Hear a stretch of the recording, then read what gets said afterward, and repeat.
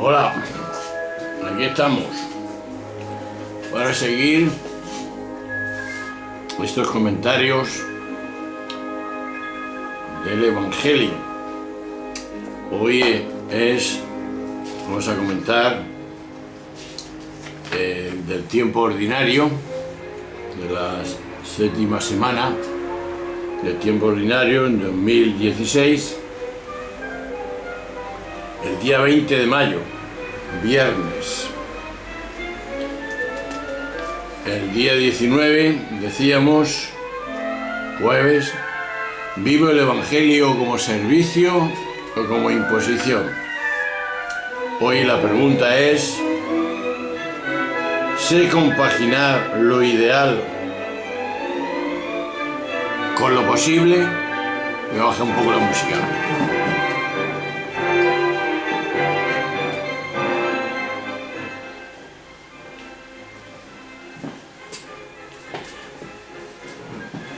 El Evangelio es de Marcos 10, 1, 22.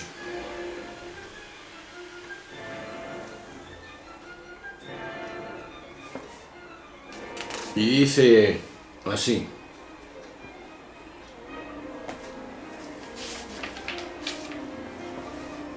en aquel tiempo Jesús se marchó a Galilea, más bien a Judea y a Transjordania. Otra vez se le fue reuniendo mucha gente en el camino, y según su costumbre les enseñaba. Se acercaron los fariseos y le preguntaron para ponerlo a prueba: ¿le es lícito a un hombre divorciarse de su mujer? Él le replicó: ¿qué os mandó Moisés? Contestaron: Moisés permitió divorciarse dándole a la mujer un acta de repudio. Jesús les dijo: por vuestra terquedad dejó escrito Moisés este precepto. Al principio de la creación Dios los creó hombre y mujer. Por eso abandonará el hombre a su padre y a su madre y se unirá a su mujer, y serán los dos una sola carne. Lo que Dios ha unido, que no lo separe el hombre. En casa los discípulos volvieron a preguntarle sobre lo mismo, y les dijo: si uno se divorcia de su mujer y se casa con otra, comete adulterio contra la primera, y si ella se divorcia de su marido y se casa con otro, comete adulterio. Pues bien, vamos a ver este caso del divorcio, que tanto a veces preocupa a la Iglesia y preocupa también a muchas personas. Por eso la pregunta también es profunda. ¿Sé compaginar lo que es ideal en mi vida, como puede ser la no separación nunca del matrimonio, con lo que es posible ante las circunstancias que mucha gente vive? La pregunta de los fariseos es insólita. Nadie en Israel negará el derecho del varón a repudiar a la mujer. Pero no se trata o no se trataba de un divorcio partidario, sino de un repudio legal de la mujer por parte del marido. Se discutían únicamente los motivos según las distintas interpretaciones de las escuelas de los rabinos famosos aquel tiempo, como era Inlainli Samaun. Entonces, ¿cuál es la razón de ser que lleva a preguntar por una cuestión que no era debatida? Probablemente sospecharon que Jesús, con mala intención, mantenía una actitud contraria a esta práctica de Moisés. De ahí el añadido del narrador. Para ponerlo, le preguntan, para ponerlo a prueba. De momento parece claro que en medio de una cultura marcadamente machista, como ha sido la nuestra y sigue siendo por desgracia, y patriarcal, Jesús adoptó una actitud de reconocimiento y valoración de la mujer a nivel de igualdad con el hombre. De esta manera, el texto que estamos leyendo, que hemos leído, no se refiere en primer lugar al tema del divorcio, como lo entendemos nosotros hoy, sino más bien a la relación entre el varón y la mujer. De ahí la postura de Jesús es tan inequívoca como novedosa. ¿De qué se trata? De una relación de igualdad, y eso desde el principio, es decir, desde la creación por voluntad de Dios. ¿Dónde está la novedad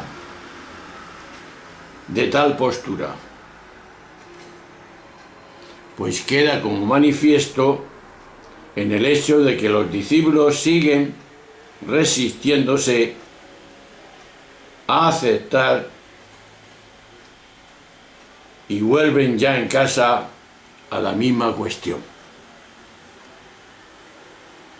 Pero sabemos bien cómo el machismo se resiste a modificar el statu quo, que diríamos los latinos, que le otorga cualquier tipo de superioridad. En la respuesta de Jesús se vuelve a subrayar una cosa muy importante que ya he dicho: la igualdad por encima de todo. No nos podemos hacer una idea de cómo podría sonar a sus interlocutores la expresión: si ella se divorcia. Esto no se podía oír. Algo que les resultaba absolutamente impensable. Aunque esta actitud del divorcio fuera ya reconocido en el mundo romano. En cualquier caso, sería bueno no olvidar que Jesús está hablando a nivel de principios. Lo ideal es que se pueda vivir el amor en una unidad para siempre. Eso es lo ideal. Otra cosa, ya lo he dicho antes, son las circunstancias concretas con tantos factores en juego y tantos condicionamientos. Como eso, no habría que hacer una lectura literalista ni moralista del texto, como muchas veces hacemos. Vayamos a los más detalles concretos. Para entender correctamente este texto de Marcos, es imprescindible tener presente lo que dice el texto de Mateo, en el 19:3-9, porque en ese texto se precisa la pregunta que hicieron los fariseos: si esto es lícito divorciarse de la mujer por cualquier motivo, cosa que daba de entender que eso venía ya del Deuteronomio, que era el origen del debate. Además, como lo lógico, por lo que le dijo Moisés, esto era un derecho unilateral y exclusivo del hombre, al que se veía sometida la mujer, y se trataba, pues, de una ley que privilegiaba al varón en detrimento de la mujer, la esposa. ¿Cuál es la respuesta de Jesús? La respuesta de Jesús no se refiere, por lo tanto, a la indisolubilidad del matrimonio. Se refiere claramente a la igualdad de los derechos del hombre y de la mujer en las instituciones del matrimonio. Jesús, por tanto, corrige la ley de Moisés y afirma que el hombre y la mujer tienen los mismos derechos en el matrimonio, al menos en cuanto se refiere a la disolución del vínculo matrimonial. En definitiva, lo que pretende Jesús es defender los derechos de la mujer.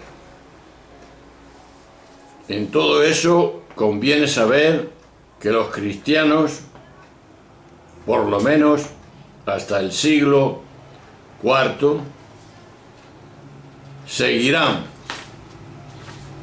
los mismos convencionamientos y usos matrimoniales que los paganos de su tiempo. Es decir, se regían por el derecho romano, en que la libertad de divorcio fue casi total precisamente hasta el siglo IV. Es más todavía, la codificación jurídica de Justiniano, siglo VII, permite el divorcio por causa justa o por común consenso de los esposos.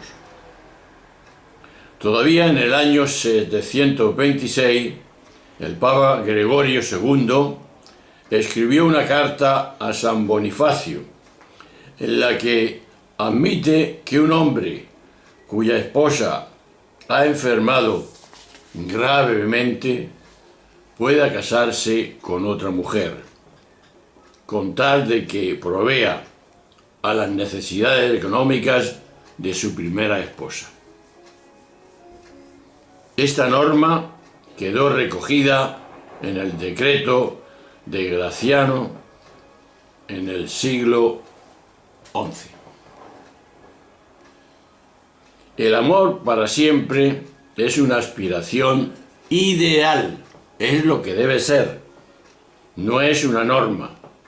Dos personas que por razones serias no pueden convivir, lo mejor que hacen es separarse. Así pensamos mucha gente, y lo que debe de ser.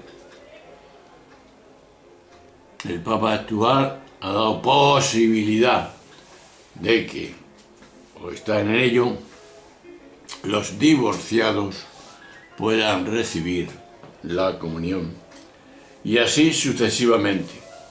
No podemos ser idealistas, sino realistas. Dicen en mi tierra que el matrimonio es como el melón, que no sabes lo que te va a salir. Es verdad esa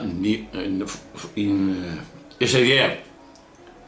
Pero más verdad es que si vivimos en el amor, si uno y otro se aman de verdad, desinteresadamente, amor verdaderamente profundo, el ideal es que no haya separación.